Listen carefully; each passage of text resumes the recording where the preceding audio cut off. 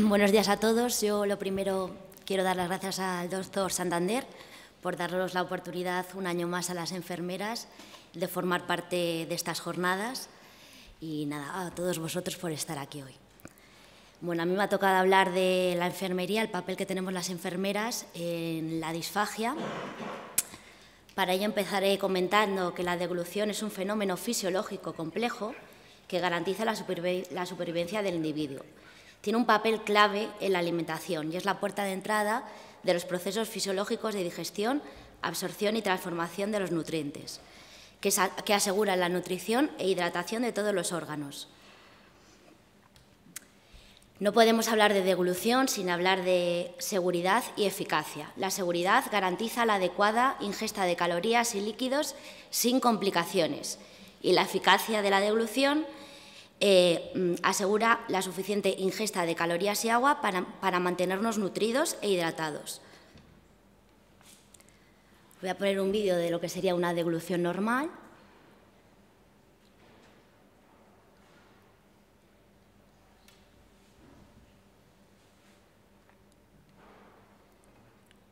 Y una deglución alterada.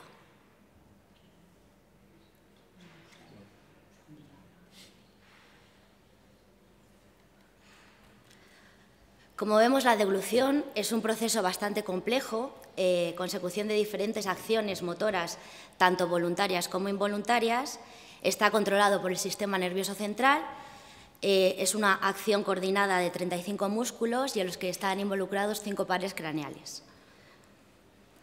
La disfagia orofaringia es un síntoma clínico que se refiere a una disfunción de la función de deglución y puede conducir a aspiraciones. Es una enfermedad reconocida por la Organización Mundial de la Salud, es un síntoma dinámico que requiere evolución y desde el 2017 se considera un síndrome geriátrico por su elevada prevalencia, relacionado con múltiples factores de riesgo. Como todos los síndromes geriátricos, no se puede establecer una única causa y un síndrome geriátrico puede llevar a otro. Por ejemplo, la inmovilidad, la incontinencia puede llevar a úlceras por presión. Es de diagnóstico difícil y tiene un gran impacto en la familia y en los cuidadores. La disfagia orofaringia los factores que contribuyen son el envejecimiento, la fragilidad, la sarcopenia, el deterioro funcional, las enfermedades neurológicas como el ictus, los fármacos que pueden afectar la función deglutoria y un aumento de prevalencia en tumores de cabeza y cuello.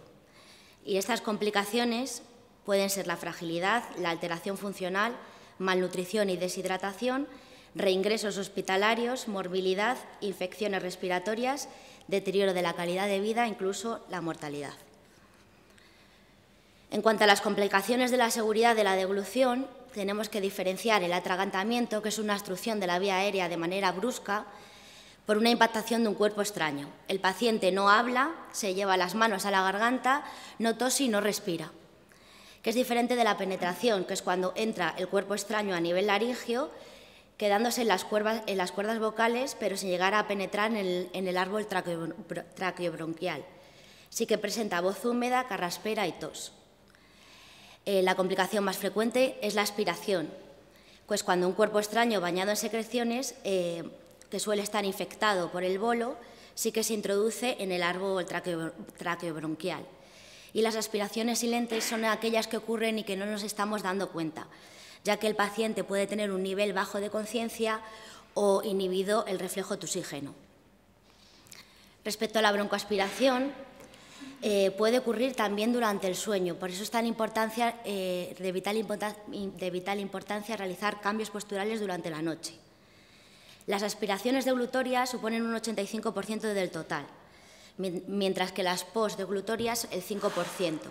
También tenemos aspiraciones por contenido gástrico, por vómito o reflujo, y el síndrome de Mendelssohn o neumonitis química, que es cuando tenemos aspiraciones de contenido gástrico regurgitado pero sin contenido alimenticio, porque pacientes también porque presentan bajo nivel de conciencia, en convulsiones, etc.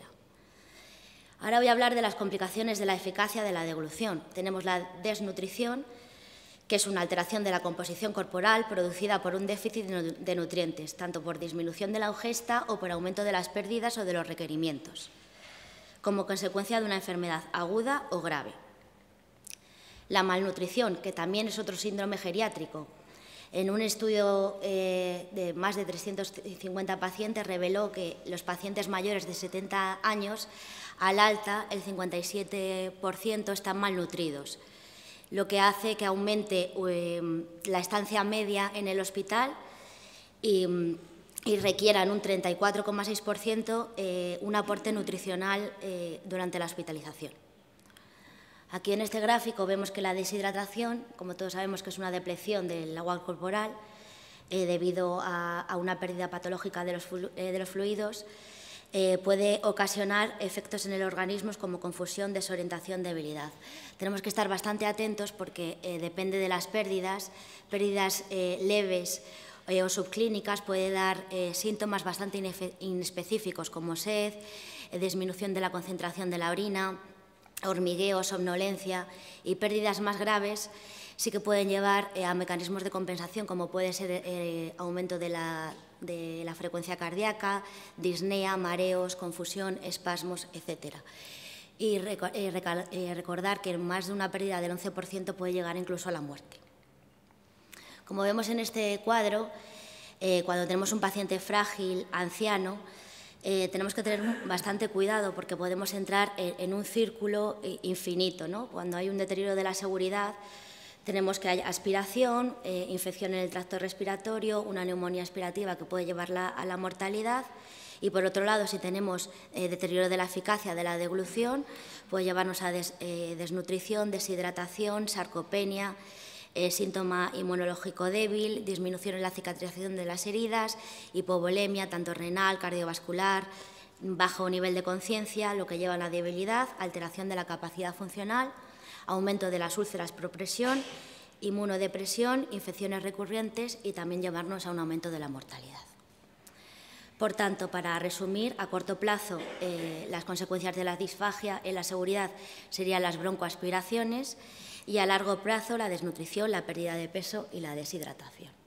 Otras complicaciones no físicas de la disfagia, pues tenemos una disminución en los trastornos anímicos, como puede ser la ansiedad y la depresión, y también un aumento de los costes. Aumenta la estancia media en los hospitales, aumenta los suplementos nutricionales y otras implicaciones a nivel pues de la familia, del cuidador principal, etc. Por lo tanto, cuando tenemos a los pacientes ingresados en nuestro servicio, la hospitalización, tenemos que estar atentos a estos signos de alarma, que puede ser dificultad para masticar y preparar el bolo alimenticio, carraspeo, atragantamientos o regurgitaciones del alimento, tos durante las comidas, presencia de babeo, residuos en la boca y en la garganta, cambios en la voz después de comer, duración excesiva de la comida, miedo a comer solo, a rechazo a ciertos alimentos, cuando presentan temperaturas mayor de 38 grados, deshidratación y pérdidas de peso. Entonces, ahí se nos tiene que encender a todos una bombillita en la cabeza y empezar a hacer un abordaje de la disfagia. Hacer un correcto cribado del paciente con unas herramientas sencillas, hacer una valoración nutricional, un cálculo de requerimientos nutricionales, adaptar las texturas y si con esto no fuera necesario, pues entrar en una terapia nutricional especializada con suplementos, espesantes, etc. Entonces, este cuadro resume muy bien cómo tenemos que, bueno, de la más de la derecha, el paciente con riesgo de disfagia. Entonces, el paso 1 es hacer una valoración inicial con una valoración de la capacidad deglutoria, una capacidad de la masticación dental y una evaluación del estado nutricional. Hacer un cálculo de las necesidades nutricionales y esto nos puede llevar a el paciente no tiene disfagia o sí tiene. Si no tiene, tendremos que reevaluar a los 6 meses y si presenta disfagia, muy importante pasar al paso 2, que es codificar en la historia clínica, tanto médica como de enfermería. Es muy importante hacer un plan de cuidados para la disfagia y en los informes de alta también codificarlos. Y de ahí pasaríamos al paso 3, que es una planificación de la intervención nutricional. Aquí tendríamos 3 tipos de pacientes. El paciente tipo A, que está normonutrido y que compensa simplemente con cambios de viscosidad en el bolo, modificando la textura tanto de los líquidos como de los sólidos. El paciente tipo P, que ya entraría, que tendría una desnutrición leve o moderada, y aparte de hacer las pautas del tipo A, habría que administrar suplementación nutricional. Y el paciente tipo C, cuando ya tiene una desnutrición severa, tendríamos que seguir el protocolo que tenemos en el Centro de Nutrición Enteral y también hacer una reevaluación cada 3 a 6 meses a estos pacientes. Entonces, en la enfermería tendríamos que hacer una valoración inicial de la capacidad deglutoria en la historia clínica, preguntarle las enfermedades de base, presencia y frecuencia de neumonías, presencia de fiebres de repetición, alteración del reflejo de la tos, higiene oral, registro del número de veces de cepillado al día, manejo adecuado de las secreciones y el grado de dependencia. En la exploración física tenemos que ver la competencia del esfínter labial, es la presencia de babeo, es decir, cómo sellan la boca, los movimientos de la lengua, si es capaz de hacerlo de derecha a izquierda a derecha, si puede tocar la mucosa oral y faringea, si es capaz de hacer un barrido del paladar duro con la punta de la lengua desde los incisivos hacia atrás, si nota la presión que hacemos en la lengua mediante un compresor, y luego podemos palpar la laringe en el cuello y dar la orden de deglutir y contar los segundos mentalmente para ver cuánto retraso tiene del ascenso laríngeo. Otra valoración muy importante y muy sencilla que podemos hacer es la capacidad de masticación.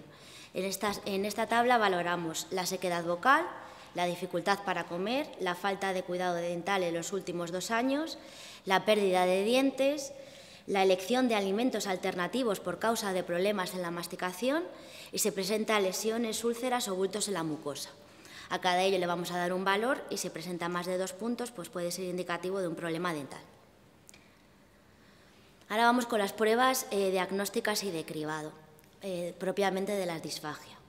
Os he puesto las más fáciles, que son el test del agua, y que es un test de cribado, para ver si tiene tolerancia al agua. Yo recomiendo que se haga con pulsosímetro, ¿vale? Entonces, siempre para su aplicación se debe en la habitación tener preparado un aspirador de secreciones y tener al paciente colocado y con un babero. ¿Vale? Entonces, esta prueba se hace ofreciéndole al paciente 10 mililitros de agua y vamos a observar si aparecen estos síntomas, el babeo, la tos, la disfonía y el número de degluciones. Y vamos a también mirar la saturación de oxígeno. Esto lo vamos a repetir 4 veces y la última la vamos a hacer con 50 mililitros de agua, con un vaso de agua. ¿Vale? La prueba se considera positiva si presenta babeo, tos o disfonía y se considera negativa si no presenta ningún síntoma. La saturación de oxígeno puede relevar, aunque no hay evidencia actual, pero sí que puede darnos pistas si hay broncoaspiraciones silentes. Entonces, una desaturación del 2%, del más del 2% es un signo de aspiración y si hay una desaturación de oxígeno mayor del 5% hay que suspender la exploración. Por otro lado, tenemos el test de volumen-viscosidad. Es bastante sencillo y seguro. Está indicado en cualquier paciente con sospecha. Se puede aplicar a pie de cama del paciente o en la consulta. Puede repetirse las veces que sea necesario. Sirve como criterio para someter al paciente a otro tipo de exploración instrumental. No solo detecta una disfagia orofaringia, sino que nos indica la viscosidad y el volumen más seguro y eficaz que sería para ese paciente. Tiene una sensibilidad diagnóstica de las alteraciones de la seguridad bastante alta, del 88%, y una sensibilidad para las alteraciones de la eficacia de casi un 90%. ¿Vale? También bastante sensible y específica para riesgo de penetración, de aspiración, identificar residuos, etc. ¿Vale? Entonces, este test nos evalúa 2 características que definen la deglución. Por un lado, la eficacia, que como os he comentado antes es la capacidad para tener un buen estado nutricional y de hidratación, y la seguridad es para que la ingesta se realice sin peligros.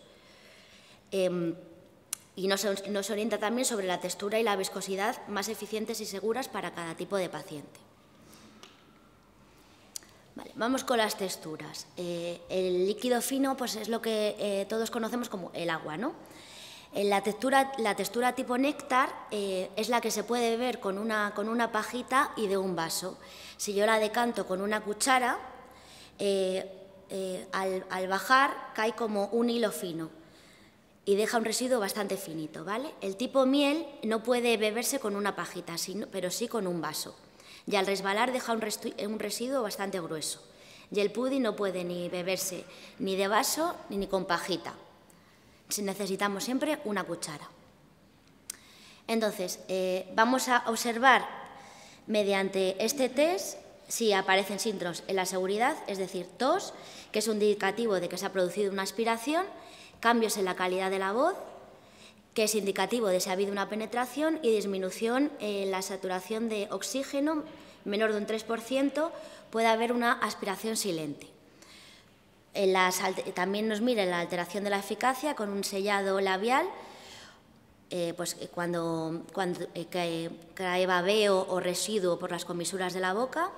El residuo oral, que es la presencia de residuos pre-deglución, indican una alteración de la propulsión lingual, y el residuo faríngeo sugiere una alteración del aclaramiento faríngeo del bolo alimenticio.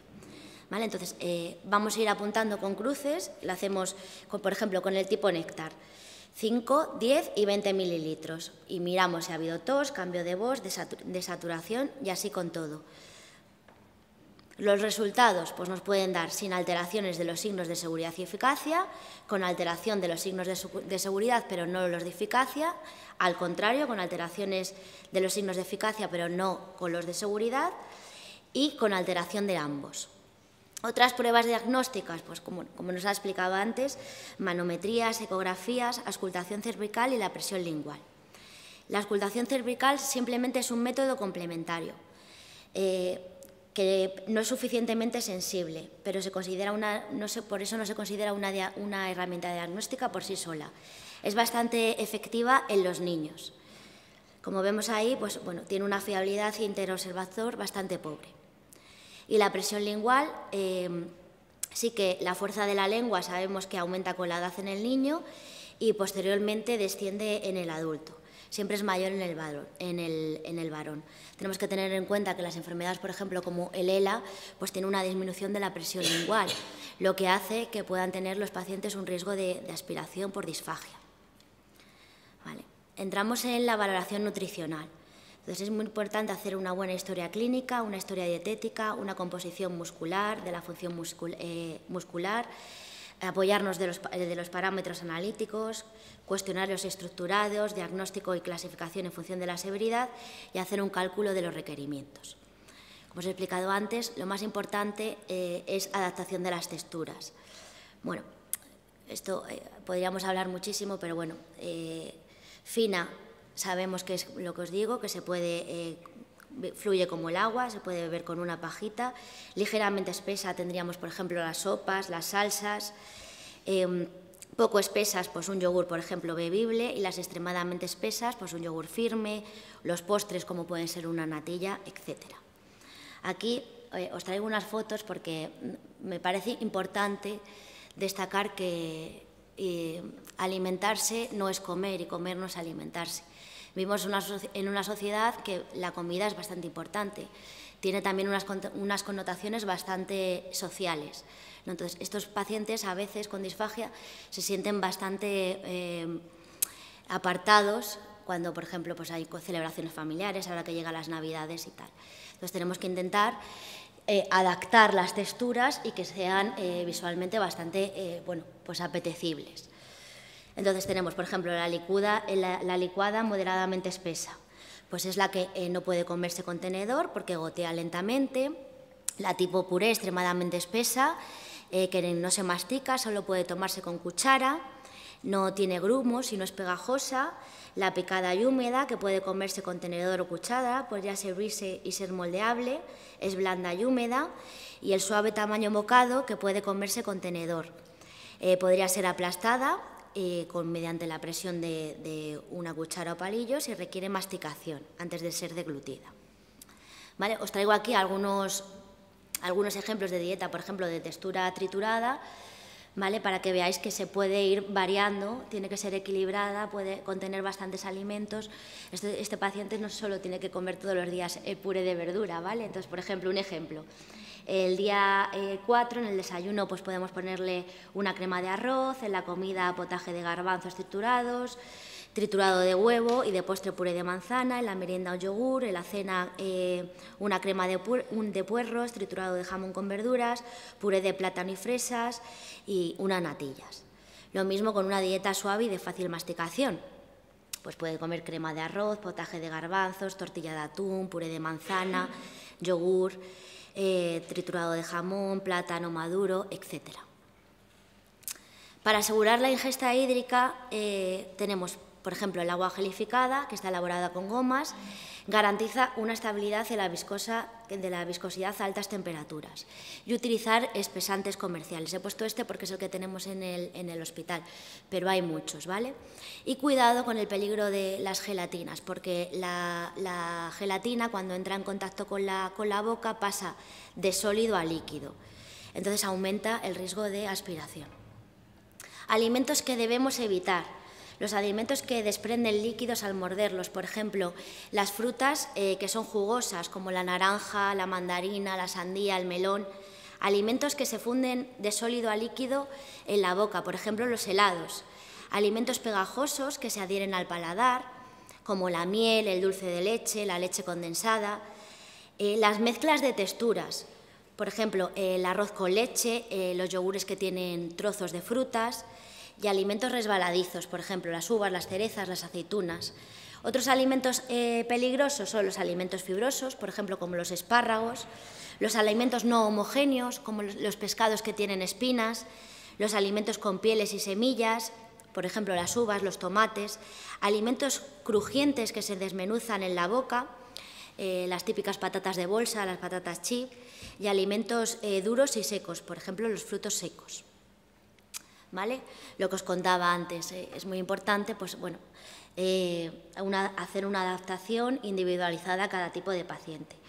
Contaros que todo es triturable y que no debemos de mezclar los alimentos para hacer un puré común. Es mejor que se tome 2 o 3 y que se separen, ¿vale? Y que visualmente sean atractivos.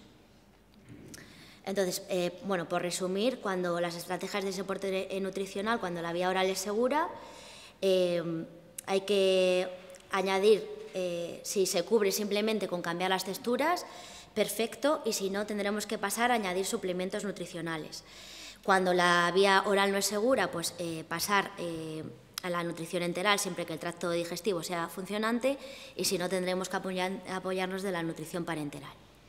Los suplementos nutricionales, bueno, pues como todo el mundo sabemos, tienen una serie de beneficios que aumentan la ingesta total de energía y proteínas, contribuyen a una ganancia de peso, han demostrado mejoría en la función y la movilidad de los enfermos y también en su calidad de vida. Y también disminuye las complicaciones en pacientes hospitalizados. Tenemos un montón de fórmulas y también fórmulas específicas, bueno, pues para el paciente con hepatopatías, el paciente con hiperglucemias, con diabetes, etc. ¿Qué suplemento añado? Bueno, pues tenemos suplementos estándar, que son normocalóricos y normoproteicos. Tenemos suplementos hiperproteicos, con altas necesidades proteicas, cuando son pacientes en situaciones de estrés metabólico alto, por ejemplo, cuando tienen úlceras por presión, cuando son fracturas de cadera, pacientes posoperatorios. Suplementos hipercalóricos, cuando el paciente tiene una restricción hídrica, o suplementos hipercalóricos y hiperproteicos cuando hay déficit mixtos, y suplementos específicos cuando tiene una patología en concreta, por ejemplo, pacientes que están en diálisis. Recomendaciones por ejemplo, previas a las comidas. Pues siempre colocar al paciente sentado, incorporado en 90 grados, evitando siempre malas posturas del cuerpo, asegurando que el paciente se encuentre descansado y despierto. En caso de que tenga prótesis dentarias, que se ajuste correctamente y se encuentre bien adaptada, y evitar al máximo las distracciones, apagarle la tele, la radio, evitar conversaciones paralelas mientras come, Durante la comida, pues no dar de comer cuando no quiera el paciente o se niegue, no hablar ni distraerle mientras esté comiendo, evitar que se sienta obligado a comer, sobre todo más rápido o más despacio. Cuando se den órdenes, vamos a intentar que sean lo más sencillas posibles. Abre la boca, traga, agache la cabeza. Colocar el alimento siempre a la altura de los ojos o un poquito por debajo de los ojos para mantener la posición de la flexión anterior de la cabeza. Y después de la comida siempre hay que tener al paciente media hora más o menos incorporado, asegurar una buena ingesta bucal, evitar los enjuagues líquidos tipo el Oral-D, ¿vale?, por riesgo de aspiración. En el caso de prótesis dentarias siempre retirarlas también y hacer una correcta higiene y registrar las cantidades que se ingieren tanto de agua como de alimentos. Estas son otro tipo de recomendaciones que son bastante sencillas, que a nuestros pacientes que tenemos ingresados pueden hacer, bueno, que son movimientos pues, con la lengua, con la boca, que con la lengua coja, por ejemplo, una pajita, mueva la lengua de un lado hacia otro, apriete los dientes y con movimientos en la cara también, ¿vale? Y otra cosa muy importante como personal de enfermería es las pautas que tenemos que seguir en la administración de fármacos en los pacientes que tienen disfagia.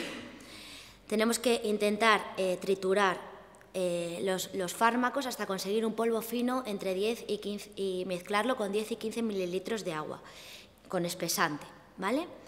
Y cuidado, porque muchos fármacos una vez triturados tienen mal sabor, entonces debemos evitar mezclarlo con los alimentos. Lo típico que ponemos el fármaco triturado, por ejemplo, en un yogur y se le damos al paciente. Bueno, pues puede lo primero tener mal sabor y si el paciente, por ejemplo, no se quiere comer todo el yogur, no sabemos qué cantidad de fármaco le hemos dado. Muy importante que hay fórmulas farmacéuticas que no se deben manipular, como pueden ser las que tienen cubiertas entéricas, las cápsulas blandas, las de liberación prolongada y las grajeas.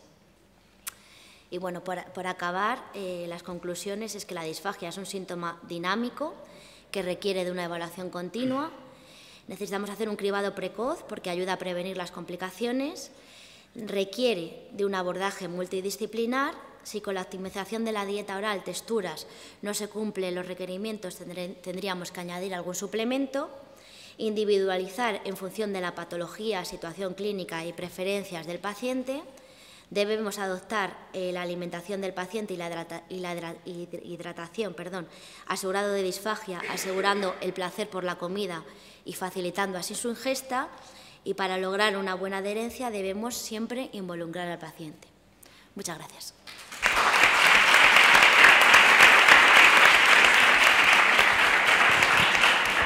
Muchas gracias, Sara. Preguntas en la sala. Veo mucha enfermera. Mientras se animan, nosotros tenemos una población muy envejecida.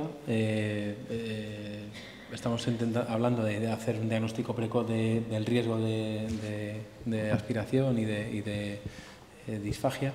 En todos los pacientes que ingresan hacemos un screening desde enfermería de si hay una disfagia orofaringia o puede haber una disfagia orofaringia, solo en personas mayores o solo un poco por cuando os acercáis al paciente y hacéis la valoración inicial cuando ingresan, veis si tiene riesgo o no y en función de eso es cuando hacéis el estudio, un poco cómo funciona. Bueno, muchas gracias.